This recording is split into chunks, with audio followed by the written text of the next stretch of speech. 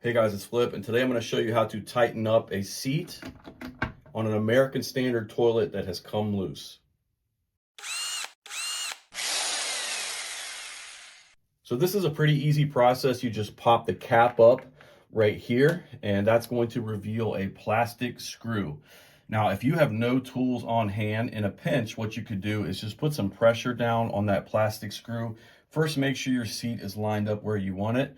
Put some pressure on that, and then underneath there is a plastic nut. You're just going to tighten that by turning it clockwise. You're going to pretend that you're laying on the ground looking up, and you'll turn it clockwise. That will get it pretty tight.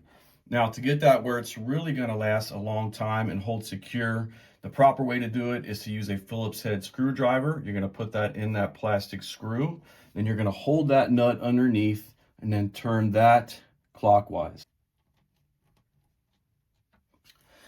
Do that to both sides, and then you're just going to shut the cap back down, and that should hold for a good while. So hopefully that video helped you out. If it did, please hit the like button for me and subscribe to my channel. Thanks for watching.